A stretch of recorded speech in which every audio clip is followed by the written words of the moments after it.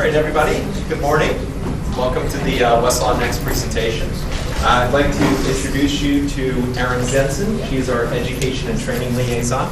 My name is John Lim. I'm an academic account manager out of the DC area. I work with American University as well as University of Baltimore and University of Maryland School of Law. The way this presentation is going to work, I know, actually before we get started, let me actually take an informal poll. How many of you have already seen or maybe tried out WestlawNext? Just to raise your hands. Oh, good number of you. Okay, so and maybe a couple of you have not yet had a chance to see WestlawNext, so this may be your first exposure. A couple of things, and what Erin and I are going to do is try to anticipate a lot of the questions that you may have about WestlawNext.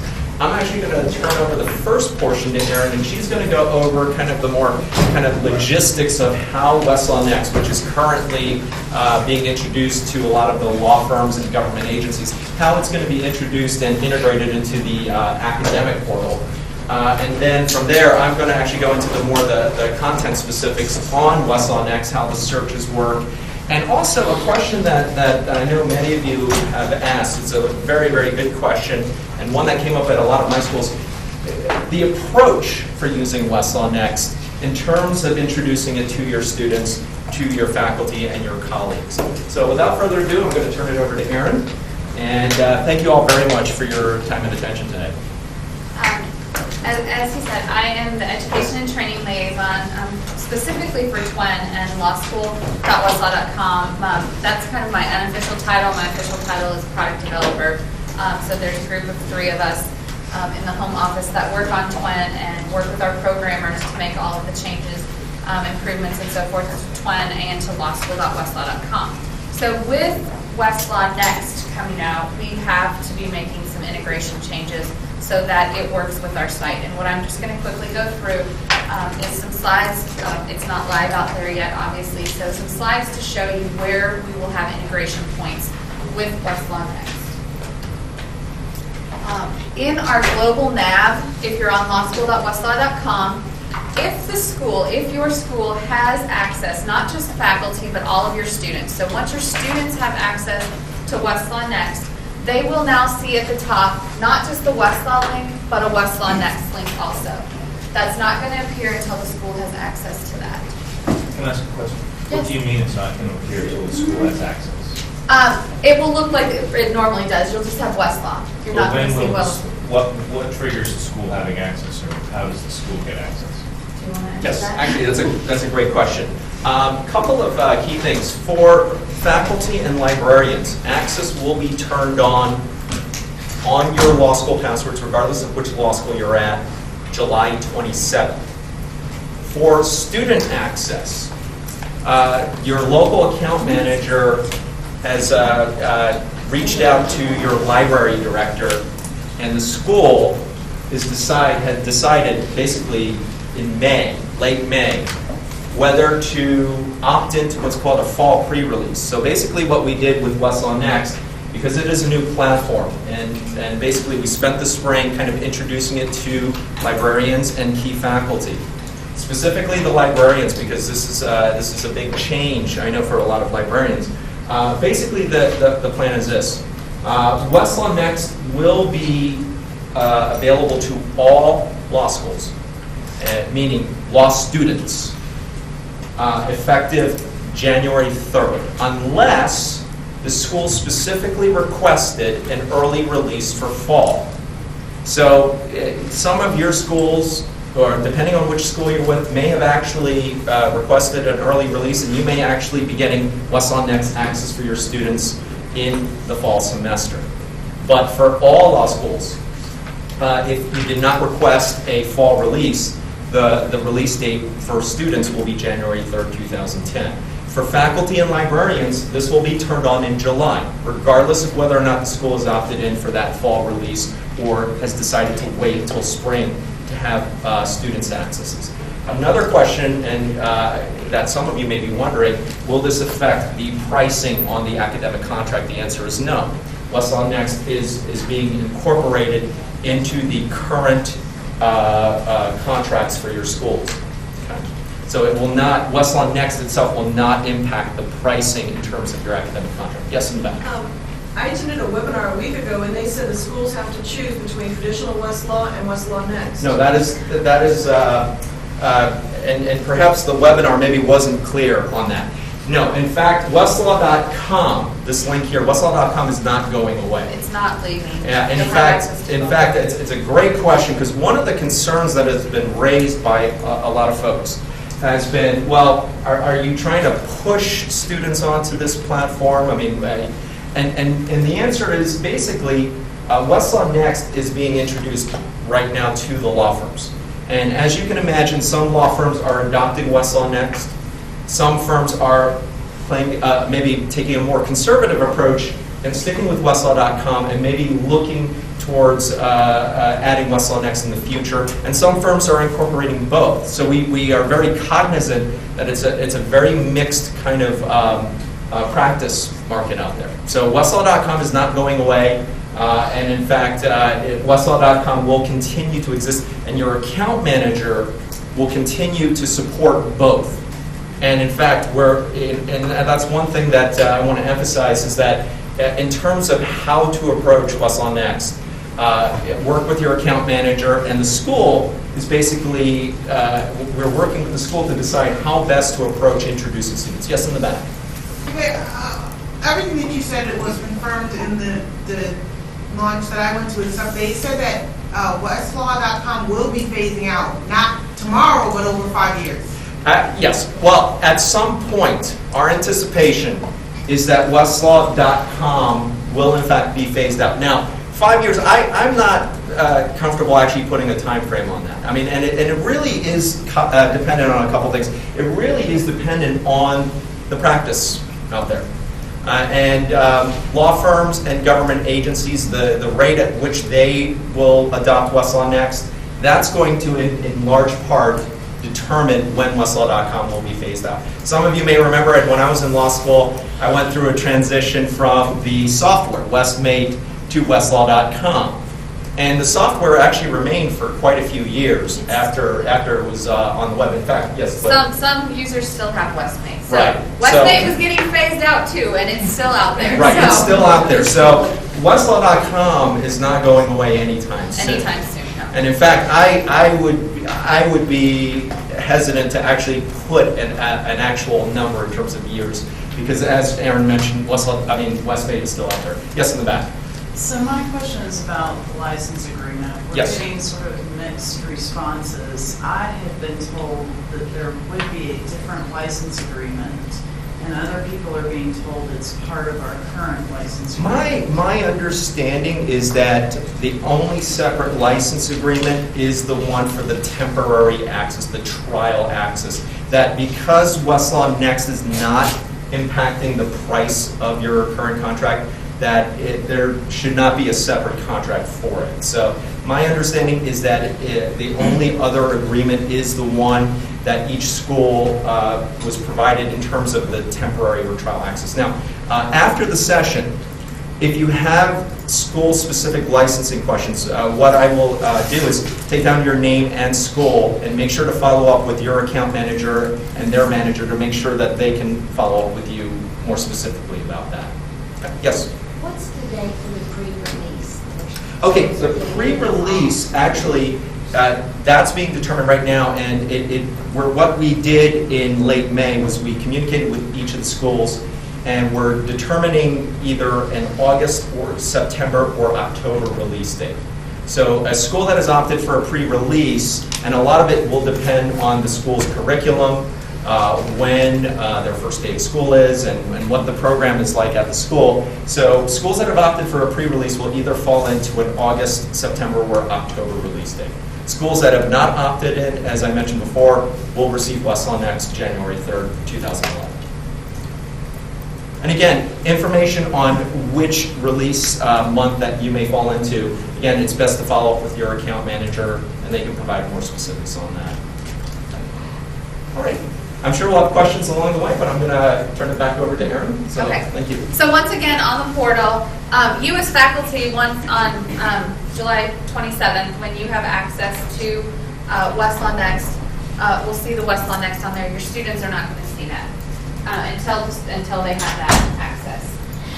As far as TWEN is concerned, we will be integrating with WestlawNext, but you have as a faculty, would have the decision, the final say in how your citations are marked up in documents that you load on to TWEN. So in here, you would go into the modified course section, and then there's going to be a specific section added for modifying citation markup, and there you would have to check box. The default is that it's not going to be checked, and so if you upload a document, your citations would take your students directly to Westlaw, current Westlaw. Unless you come out here per course, this is at a per course basis, and put the check mark that you want your citations to take them to WestlawNext. And the way that the system works is that if there's a document, for example, that may not be on WestlawNext, the system knows that and it would direct them automatically then to Westlaw. But if the documents are on WestlawNext, it will take them specifically there. Even if the students have not had the WestlawNext released to them yet? No, this, as a faculty member, you will not see this. You don't even have this as an option until your school has access to it. All of your students have to have access, or you can't choose that. So if we have links on research guides, will they still work, or do we have to somehow make those go to WestlawNext? I mean, I guess they'll still work because Westlaw.com is going to be there, but can we make those go to WestlawNext? What you would want to do in that instance is come in here and choose that you want these to mark to WestlawNext, and then I would say to re-cite that document, have it pull the cites in again, and then it would do it to WestlawNext. Is there like a link creator like there is for regular Westlaw? Link builder, yeah. Like hard Link links builder. into- Right now, I don't believe that we have a link builder for WestlawNext yet. Well, that is in development, Yeah. because that's actually been requested by a lot of firms as well. Okay. Link to certain documents on maybe their intranet site, so that's something that's actually in the works. It's in the works, we just don't have it yet. But as far as the documents on TWEN, you can take that document and rerun it through the citation process, and it would then, if you had checked that you wanted your cites to go to WestlawNext, then it would recite that document for you. Okay. Does the display of the citations look different on the two systems? The way it looks when the students click in and... No, it's going to say like 100 SCT1, and they're not going to know any different. It's just the system will know behind the scenes the link that it goes to is go to WestlawNext. And my understanding is they won't be able to print out of WestlawNext at first. In terms of printing, now that's a great question, and that also factored in, I know, to a lot of schools deciding on a pre-release or to wait till the spring. Currently, right now, in terms of printing, WestlawNext will print to an attached printer, meaning a separate printer, email, download, and in fact, I will show you today a new delivery option is to actually have it sent to your Kindle if you have an Amazon Kindle. But in terms of the standalone printers, the Westlaw provided printers, for the fall, WestlawNext will not print to the standalone printers. Westlaw.com will and continues to print to those printers. Our expectation is that in spring, I don't have an exact date, but for the spring release, that's when we're anticipating having access to the standalone printers through WestlawNext. Yes, in the back. You stated that the faculty would not have the option to change these settings until it was available to the students. Our students are getting pre-release in August, but people build their pages. How will the faculty have this as soon as it goes live for them, that option? They build the pages before In the advance, students are right. getting- That's a really good question, and I'll have to look into that a little bit more and talk to our programmers to see how that has been taken into account. Okay. Any other questions about TWEN and the citation? On our main portal page for lawschool.westlaw.com, once you have logged in, there is the Legal Research Center in the middle of the page there, and we are making some changes to that page. Again, this is going to be if the students have access or if a faculty member has access to WestlawNext, and they type in a citation here, for example, it will take them to Westlaw Next to pull out that citation. If they don't have access to it, then it's just going to take them to Westlaw. With the exception of Brief It, that just takes them to the Brief It page itself. Brief It is not integrated with Westlaw Next at this time. When will it become? I don't have a date on that one right now. Throughout our site, we also have some interactive maps in our research pyramid.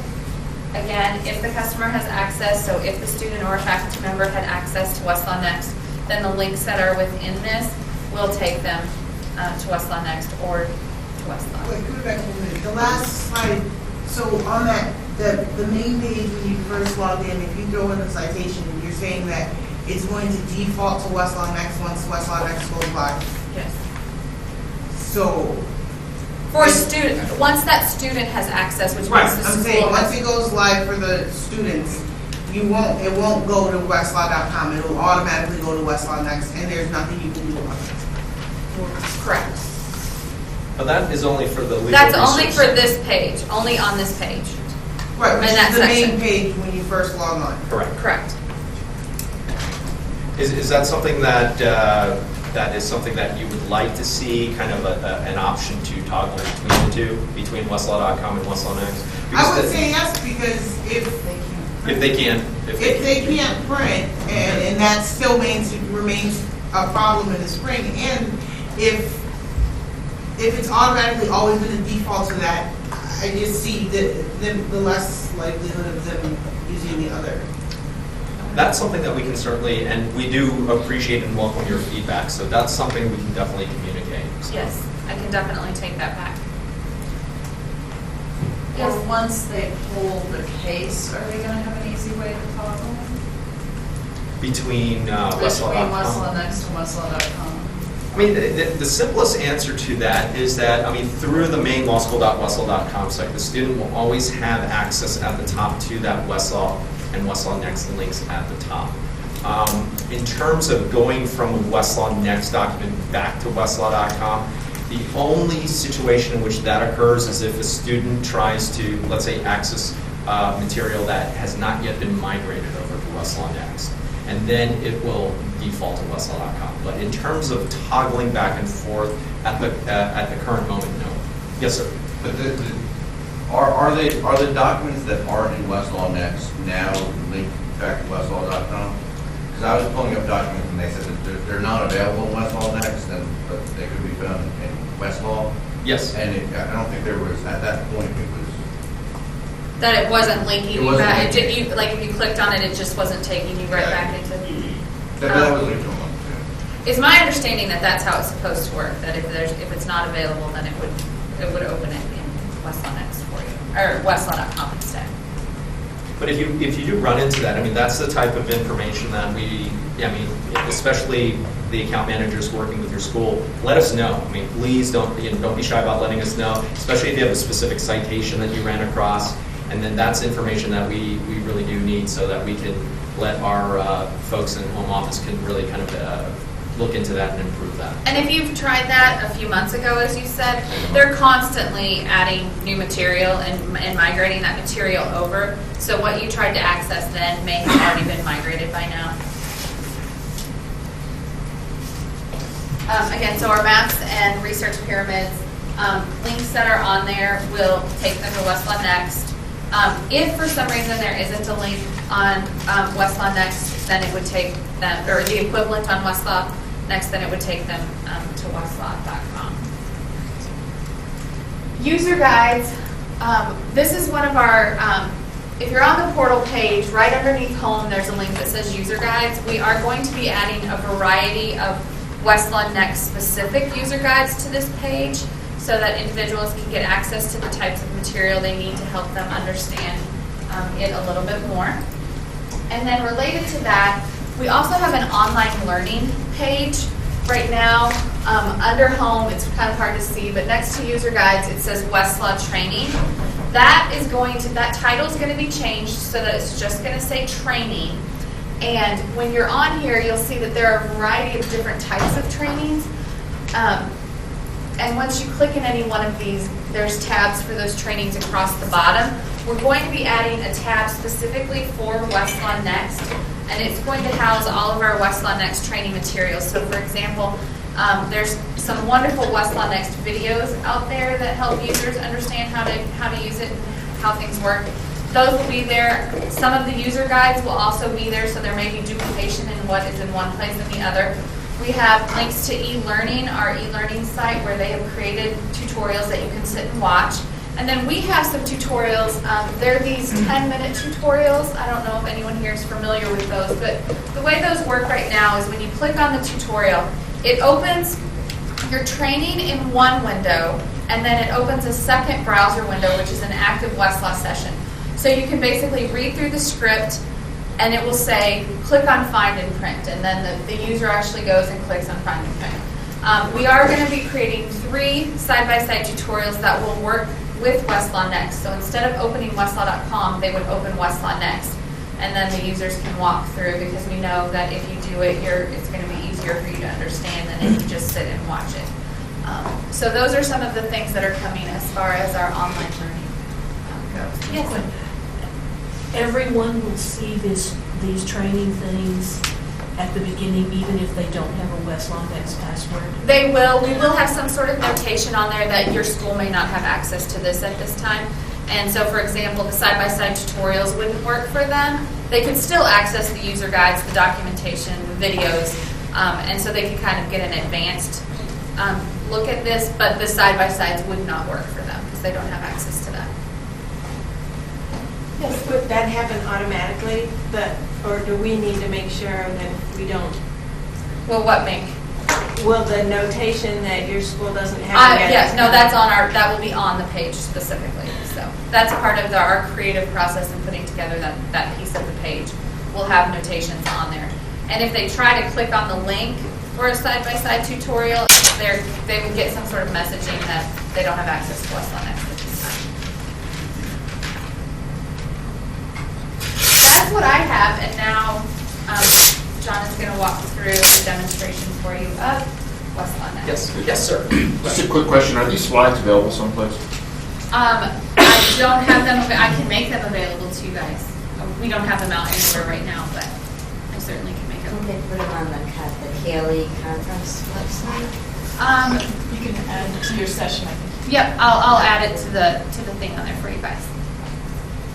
Thank you, Erin. And actually, what I'm going to do is I'm going to go ahead and actually go live on Westlaw Next.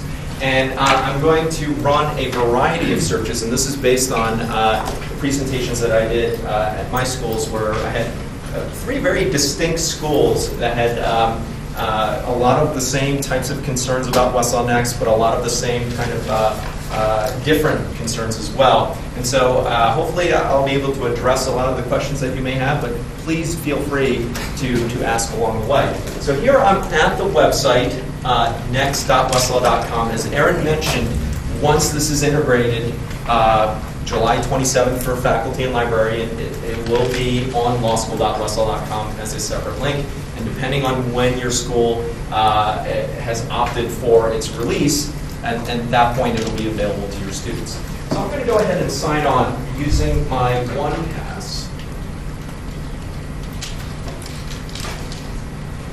Can we do that now? We Yes. can't do that. If you are under the, if your school is participating in the trial agreement, and depending on when your school signed the trial agreement, then yes, if you're still under that trial period, and many schools still are, you should be able to do the same thing. Exactly. Next.westlaw.com is the website, and We don't need those fake passwords. oh, right. The trial agreement actually came with actual test passwords that you would use instead of your regular OnePass. As of July 27th, your regular Westlaw accounts, whether you have them auto-stored on your computer or whether you still physically type in your username and password, you will see that Westlaw Next link on lawschool.westlaw.com. So does that answer your question? Or? I guess right now I have a trial password. Yes. Right now, today, before July 27th, I go and I put my OnePass in. Will it work on Westlaw Next? On July 27th, Not it will work. Exactly. exactly. Until then, you have to use the trial. Right, until then, you have to use the trial, exactly. All right, at this initial screen, and I know many of you raised your hands, but some of you may not have yet seen Westlaw Next. Here is our client ID section, and for law schools, traditionally the client ID on Westlaw.com is not a feature that we've really highlighted for law students, except in those prepare to practice and summer associate sessions. But here there is value, I think, for the law school in terms of organizing research based on specific tasks. So just to pull up a menu that I have of what I've used as client IDs, I have one called Law Review. I separated mine out by school, WCL, University of Maryland, University of Baltimore. But a first-year student could create one for memo or brief. A law review staff member or editor could create one specifically for a specific note or comment that they're going to be site checking or spading. And here I've just created a new one called CALI. I'm going to go ahead and use that one for today. And if you haven't seen the Westlaw Next, this is basically what the user interface will look like. Yes, in the back. So the client ID will stay on there for law schools? I believe it may actually be, I'm not sure if they're going to call it something else, but yes, that feature, as my understanding, will still be available once this is released to the law schools. Erin, do you know if they're changing the name to anything? I don't believe that they're changing the name, and I think, part of the rationale just may be that once they're out in the firms, they're going to have to use client IDs also, so it's just to make them aware. I know I used to be in reference attorneys, and we would sometimes get questions from students, and I would just say, put anything in the box, just type an initial, type something. But I think this is an opportunity also in terms of working with your students. You are all very, very much in touch with your students and what they are working on, to use the client ID as an opportunity to help students organize their research more effectively. Yes? And will that be required of you? I believe so. I believe that is a standard part of the Westlaw Next. Now, that being said, to simplify, as you notice, I already had it pre-populated with the CALI. I can just hit sign in and just continue using the same client ID. So if a school is more concerned about ease of access and consistency, the instruction could be simply use your name throughout your time in law school. It may be, I know like right now in Westlaw.com, if students go to Westlaw.com, it automatically puts a client, kind of like a client ID there. So my guess is it's going to work the same type, it's going to work that same way. But that's an excellent question. But I can look into that more. That's an excellent question, and I will show you at the end where I think the client ID in terms of organizing research tasks may be useful. So the user interface starts out, and let me actually switch over for 1 minute to lawschool.westlaw.com. And the current version of Westlaw.com looks something like this. Depending on what tab you're defaulted to, this is the standard law school tab, where we have a number of different places that you can go to do specific tasks. And one of the big distinctions, I would say, is that Westlaw.com has all the content, but it's not necessarily intuitive as to where to begin. And in terms of the research tasks, it can be a little bit cumbersome.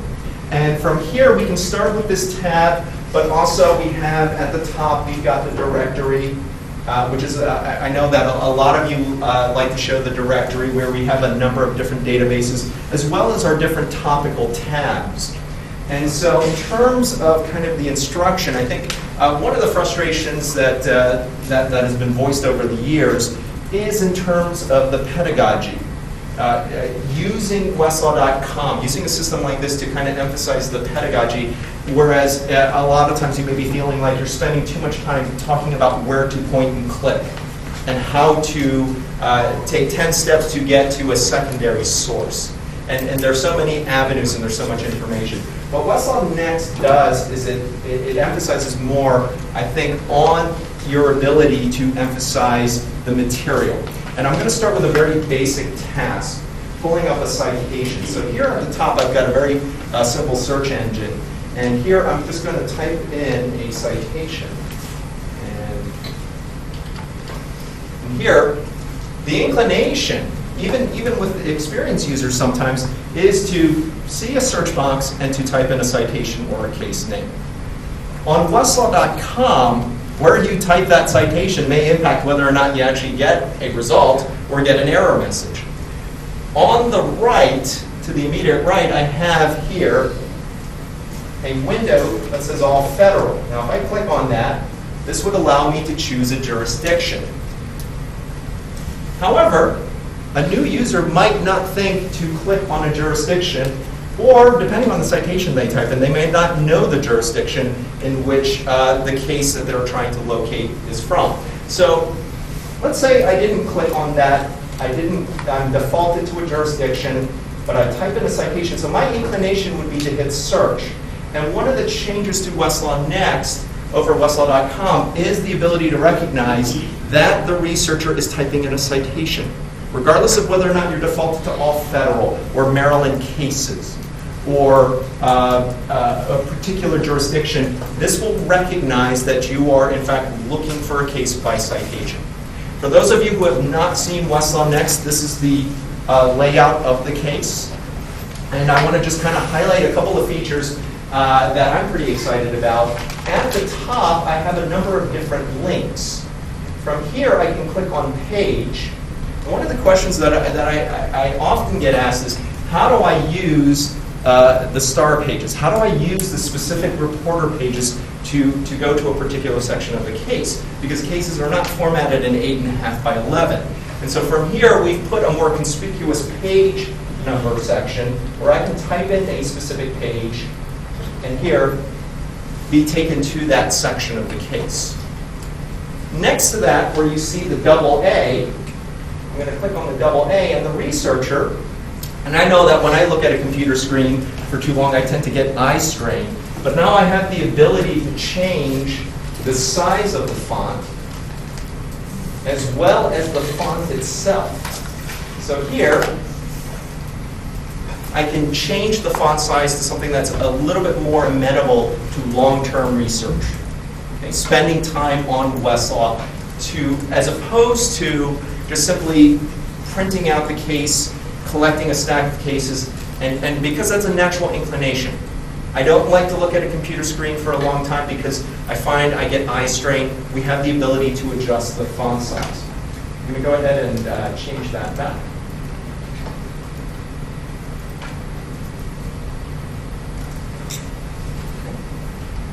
Over here, where there's a folder, if I click on this, I can save this to a folder.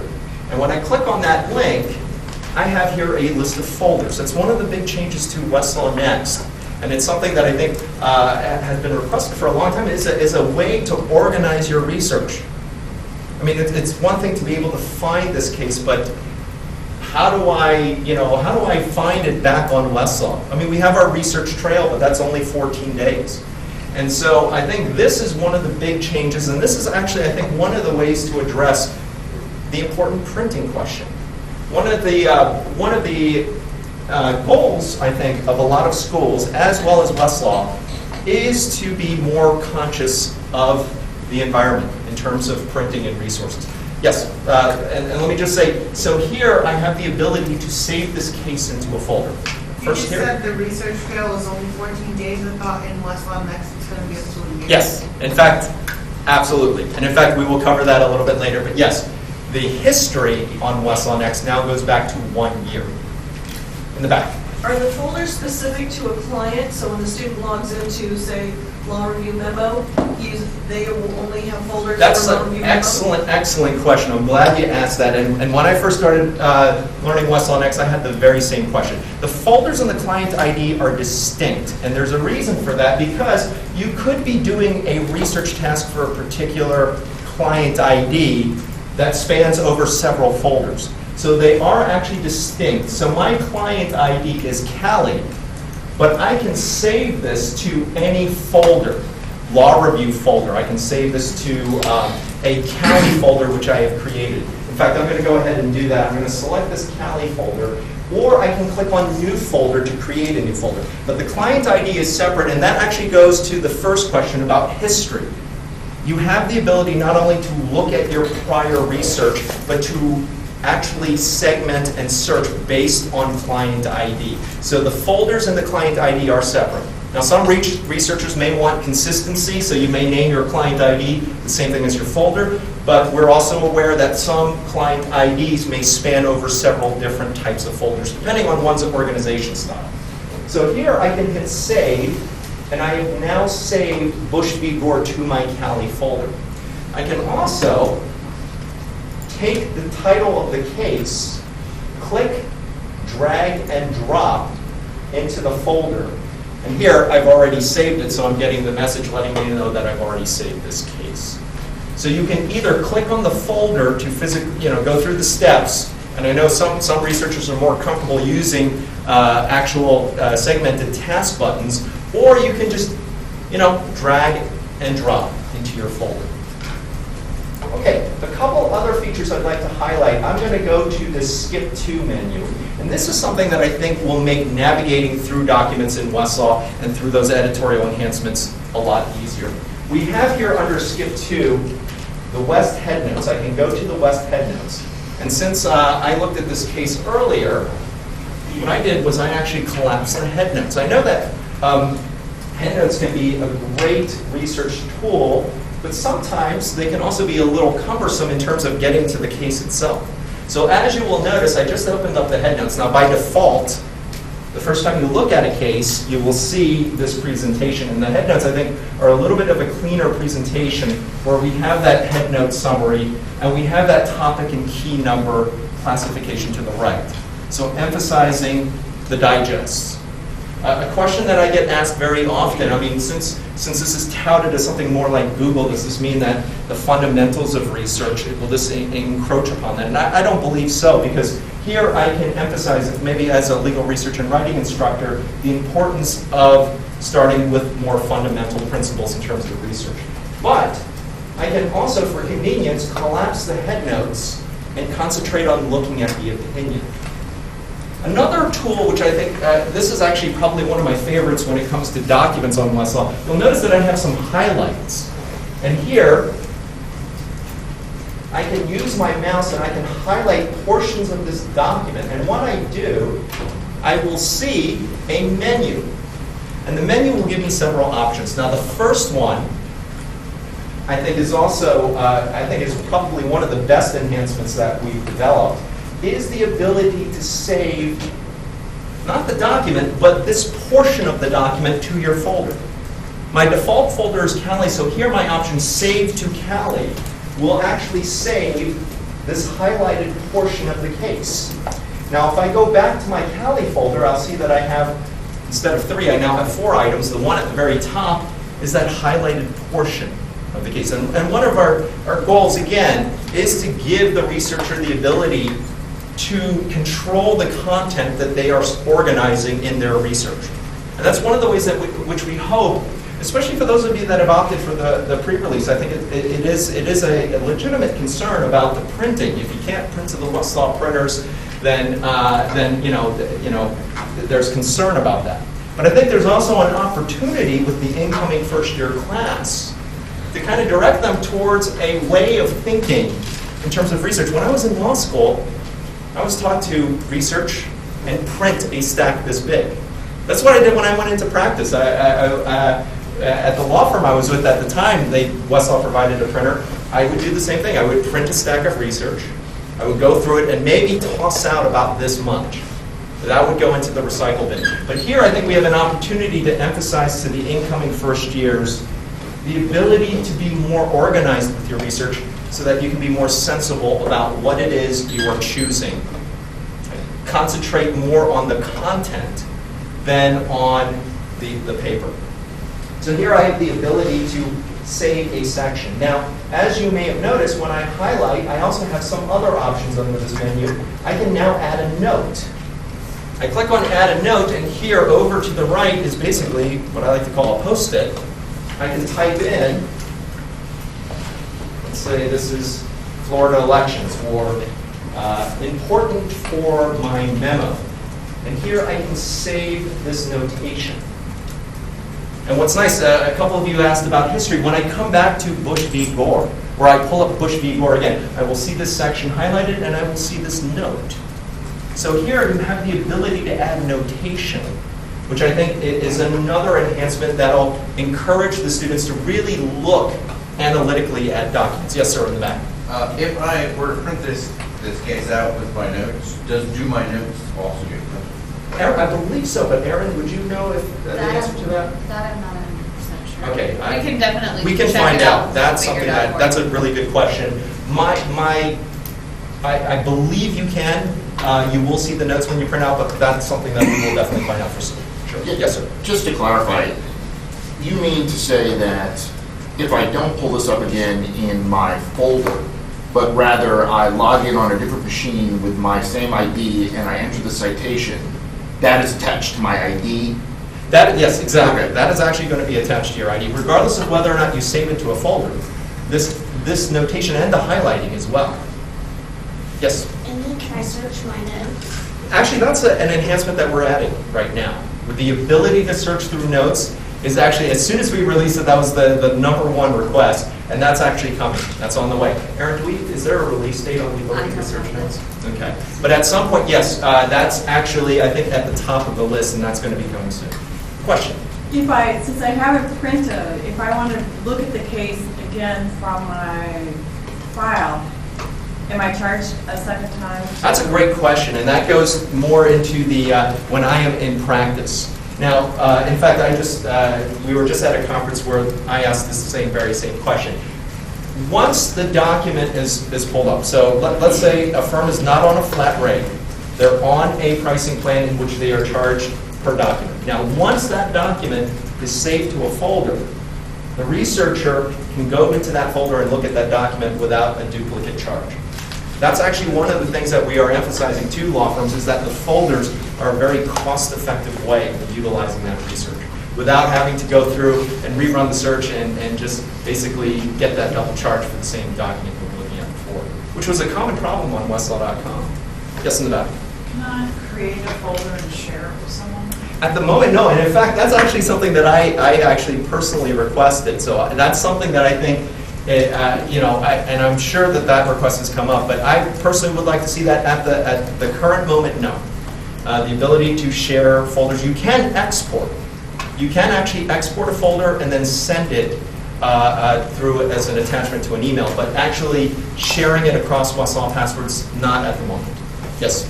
So I've saved this with my notes to a folder, but somebody else asks me to just download this case anymore.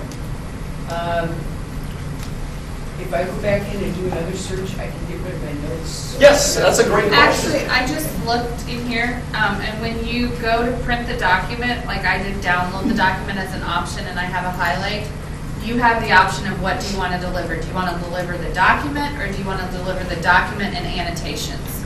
So you can choose. So two-part answer to your question. First question, which I think is a great question to ask, can I remove this note? And in fact, you'll notice if I put my mouse right over that note, I have a little pencil that will allow me to edit, and I have a red X that will allow me to remove the note. So from here, I can remove this note. But as Erin just mentioned, and she has now confirmed, when you download this document as a file, the download prompt will give you the ability to choose whether or not to include the highlight and the note. And you would want to do the second, because now it's gone if you chose to delete it. Because I might be using the same case for research for Prop A and Prop B. Right, Prop exactly. B doesn't want to see Prop A's, the notes that I made on Prop A stuff. Absolutely, Right. absolutely. So yes, you would have the ability to do that. Yep. Yes, sir. Can you manipulate in any way the contents of the folders and provide names for the whatever you save? Okay, I'm sorry, can you repeat the question? Manipulate. Use in any other way the contents of a folder. Manipulate, can you give me an example? Naming of files, or I mean, if they can get to capture on whatever you highlight of a document, can you really use Can you rename, let's say I highlight, I want to save this to a folder, can I call it, let's say, file? At the moment, no. I mean, what it will default to, and if I open up the folder, what I am defaulted to is basically either the document which is the full document, or the highlighted portion followed by the citation. So right now, it's essentially saving it as an identification of that quote. Okay? Right now, I can't rename, let's say, that highlighted text and Bush v. Gore into something else. So what can you do really with the contents of the folder? What can I do with the Besides content? printing? You can print. I think really where this comes useful is in terms of being able to go back into research, into looking at research that maybe you're working on a long-term project, and now I have the ability to organize that research so I can separate, when you're talking about maybe, let's say, for a clinical program or for a law review, you can organize that research based on specific tasks. As a first year, for legal research and writing, whether it's an open memo or open brief. And it just, it simply allows that researcher the ability to go back to that research. Yes, sir. I wonder if I could just make a quick comment. Just, I'm really fascinated by all of this. Is that I'm 60 years old and I come from a pre-computer world. Mm-hmm. And actually, I graduated from law school in 1975, and for 10 years I never used computers. I read all cases in print. And I used yellow pads to make comments on it. And so I brought those habits into Westlaw. Yes. And I do a lot of research in Westlaw, but I tend to print everything off and use. But I think, so this requires, and I think younger people are better at this, that you sort of exist online. You can read a document online, you can think about it online, you reflect online, then you don't really need a yellow pad anymore. You're giving them all the options to make comments. So for somebody that can think that way and analyze material that way, this is really wonderful. But to your point, I mean, we still have the ability to download this and print it. And yeah, I'm the same way. I mean, when I was in practice, that's what I did. I mean, I printed out cases, in part because that was how I was introduced to research, but also because for me, physically, I mean, that's what I do. I write notes down on a pad. Exactly. Good question. Can you search within folders? Yes. In fact, we're going to cover searching within history and folders at the very end. Any other questions before we continue? Yes? The table of authorities when you decide, is that available now? Yes, in fact, we're going to go into some other research tasks. So I mean, we could spend pretty much all day just on one case, but yes, I will show you other research tasks, and that's part of my goal today.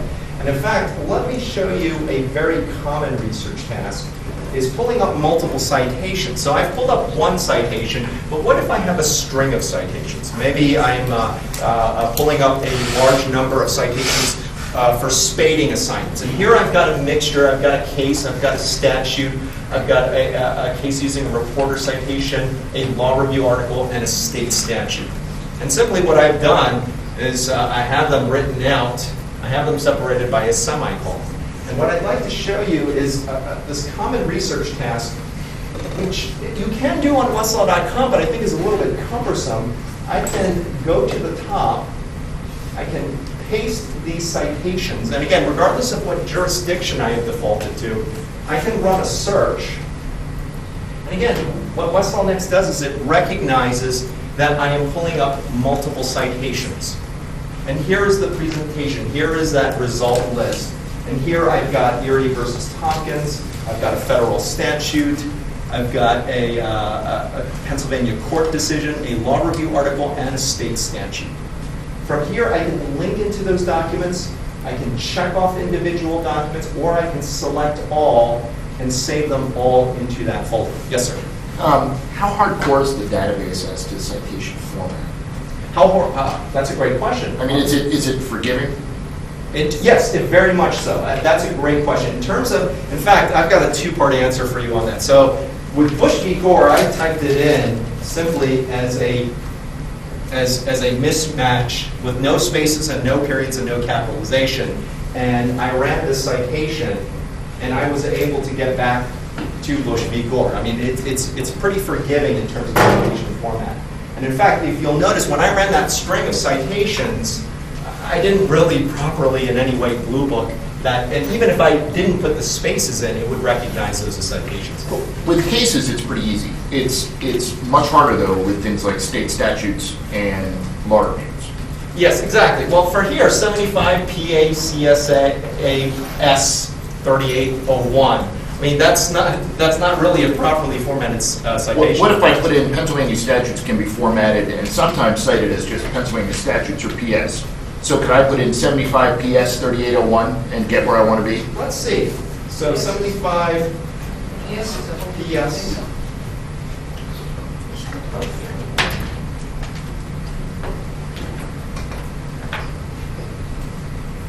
There you go. Actually, and let me follow up with that. Suppose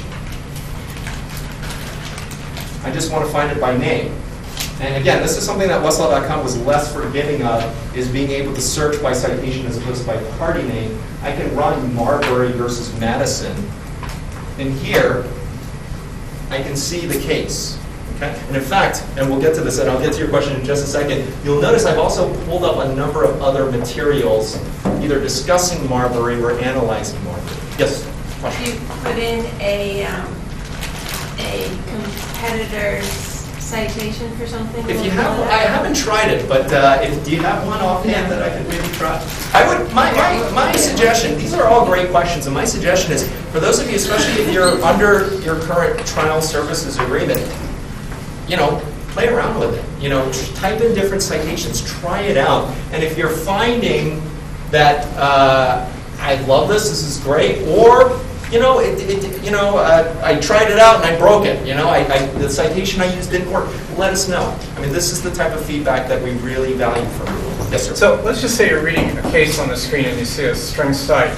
Can you just highlight the string cite and copy it into the box? Yes, and in fact, that's basically what I was doing with this example here. Yes. So if I but you're not in a case there. You're not actually reading a decision right there.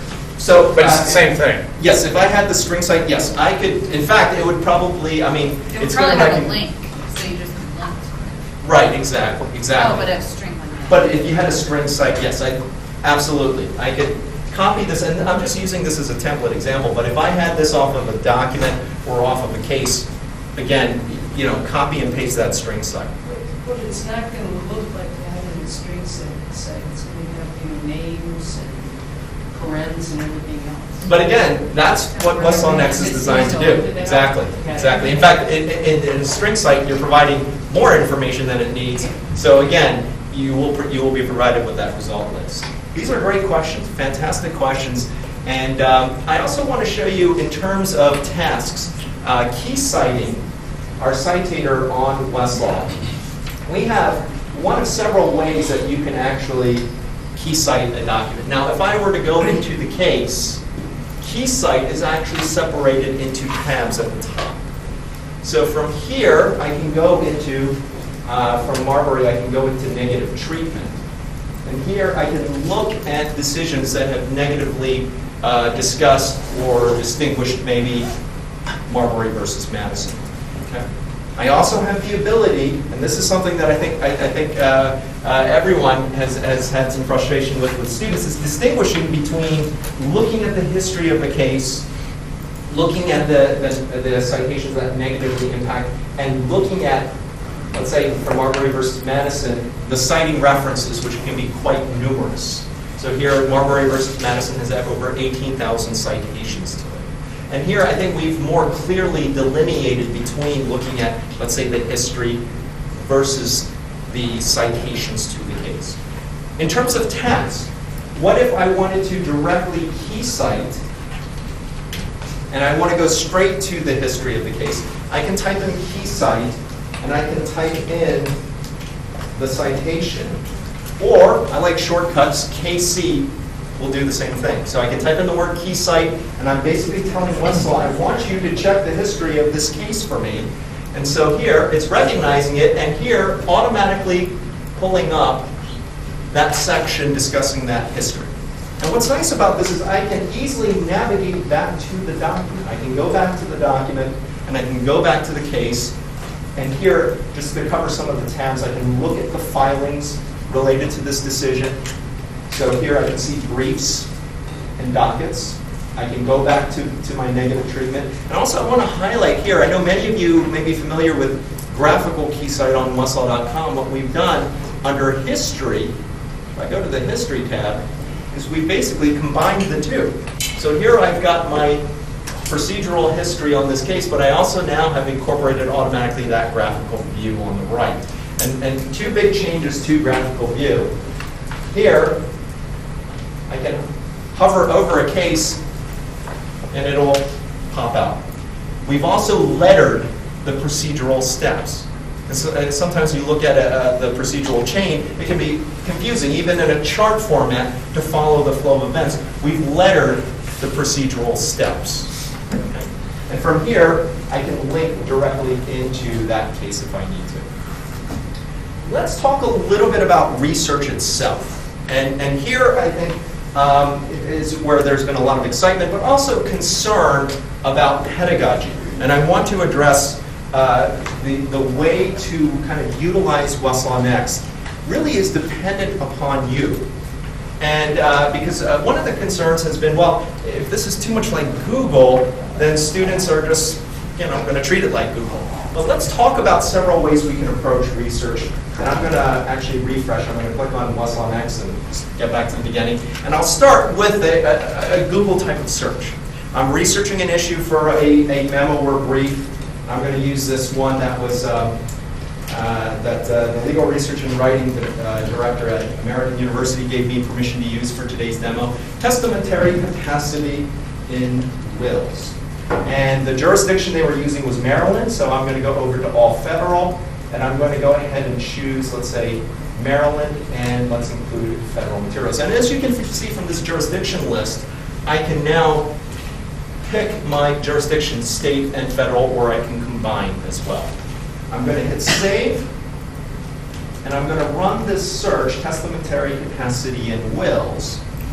And here, what I want to emphasize is this is one way to approach using WestlawNext. Yes, we can run a search, and what's nice about this type of search is here, not only am I running into cases, but I have other content. We've incorporated 12 content sources that can be difficult to emphasize.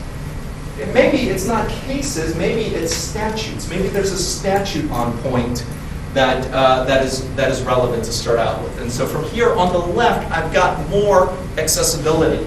Or I want to look at secondary sources. Talking about pedagogy, starting with those secondary sources, I can link into secondary sources. So one way to start out might be to show, yes, you can pull up the cases, but you may not have the terminology. You may not have the proper tools to start reading those cases. So remember, we've got those secondary sources on the left. We can start with the treatise. What's nice about this also, we've got 1,500 treatises. I can scroll down, and I can narrow those down. We've got one for publication type. So if you wanted to emphasize the ALRs, I can click on ALR, and this is automatically going to narrow down to the ALR citations. We have the ability, and it's cut off here, but I can use different filters to narrow down by jurisdiction, by court level. Yes, in the back. Just a question. So you chose jurisdiction Maryland. Are the secondary sources from Maryland? It's kind of hard to see on the Absolutely. It's a little hard to see. So, in fact, yes. In fact, if we have both, and for secondary sources in particular, we do have the Maryland sources as well as the. So you have both. Yeah, we have both. Exactly. There are the filters. the Maryland ones end up on the top of the list. I can't see. Currently, and you know what? That's a great comment. Currently, the broader sources actually end up on top, and that was actually something that at a conference I was at that was requested, was to emphasize maybe the state-specific ones first. But currently, what you would have to do is narrow down to the state-specific ones. Okay. Yes, sir. Just looking at the search term, testamentary capacity in wills, that strikes as more a natural language than a Boolean search. Yes, that's a great question. And again, I was very much a Boolean type of search person, so can I run this as a Boolean search? And in fact, let me go ahead and show that to you. And I do realize we're running into time, so if any of you do have to depart, don't worry, I won't be offended, but if you would like to stay, I will continue on with the presentation. But let me just show you the Boolean search. And here, I'm going to format this as a Boolean search, or what we call terms and connectors, using test with the exclamation mark, using the sentence connector and the paragraph connector, and I'm going to rerun this search. So yes, it will recognize terms and connectors. And I had someone who brought up that they thought that you had to put some sort of notation in front of your search to let it know that you were searching the terms and connectors search, and you don't. You just type in your Boolean search. For those of you who have to depart, Erin and I will be upstairs at the product fair, so please feel free to stop by with your specific questions, and we're happy to continue the demo individually. Yes, sir. So I tend to have a bias against being an old Boolean searcher against natural language searches, but I'm beginning to think that the company itself feels that either of those searches are probably equally effective. You know what, it's a great question, and let me kind of emphasize one thing. There is actually a difference between what we call the plain language search on WestlawNext to the natural language on Westlaw.com. The similarity is in fact, it is a free-form type of search. But what WestlawNext is doing is it's going actually beyond simply the terms that are typed into a search. Whether you use a plain language or terms and connectors, and the search results are actually a lot more comprehensive and specific, because a search on WestlawNext isn't focusing simply on what terminology is being used. It's looking at related key numbers, key cite, and secondary sources. So it's actually enhancing the result list. On Westlaw.com, a search that may not use sophisticated terminology may not get you full results. On WestlawNext, you're more likely to get those types of results. So social host liability for a drunk guest will also pull up intoxicated guests. Okay? So WestlawNext is actually going beyond the limits of the search. Yes, sir? In a natural language, it's normally retrieved by relevancy, which may or may not match your fact pattern that you were actually searching for. Have you compensated for that? Or if you don't go to terms and connectors, are you still going to get the most statistical match, as opposed to one of the reasons for terms and connectors is because when it comes back, it is in reverse chronological order, starting with the highest court within your jurisdiction? That's a great question. And the answer to that is regardless of what search method you use, there is a preferences link that will allow you to choose between relevancy or chronology, regardless of which search methodology you use. So you can use a plain language or a terms and connectors search and set your preferences to default to a chronological order. The default on WestlawNext, though, is to look at relevancy. Not simply in terms of number of times the terms will appear, but incorporating things like digest topics. As you'll notice when I run this search, if I go into cases, and this is more commonly known on Westlaw.com as Results Plus, I'm also cross-referenced to other materials. So what we're defaulting to is not simply a statistical relevance, but it's also going into those other search methodologies to look at what we call relevance. But yes, your preferences can be set to look at chronology regardless of which search methodology you use. And that is something that has been requested for a long time. Does the sort by box do the same thing? So I can look at any result list with the sort by box, and I can say, well, I want to toggle back and forth. Yes, exactly. The sort by box also actually, yes, I think this was actually fairly recent. You can actually use that too. You can preference your default to one, but here, sort by will also, great observation, yes, you can sort by date, relevance, most cited, etc. Yes, sir? When you bring up secondary sources, can you show an example? My problem is that it's very difficult to get students to understand or to be interested in what the difference is among the different secondary sources and why something that might be a practice-oriented secondary source, which you can only know from the title, is different from a comprehensive authoritative treatise, which again, you may only know from the title or maybe not. I didn't see that there was a footnote box or an information box next to the titles. We're just looking among the secondary sources. So, okay, so your question goes to, and it's a relevant question, under this list, the secondary sources here is not, yes, and in fact here, what we have right now is just simply the ability to narrow down. Now, that being said, what we can do, and Erin, do you know where that information key on is the the icons? Those are still available, I believe, but off the top of my head. I don't, off the top of my head, I don't know either.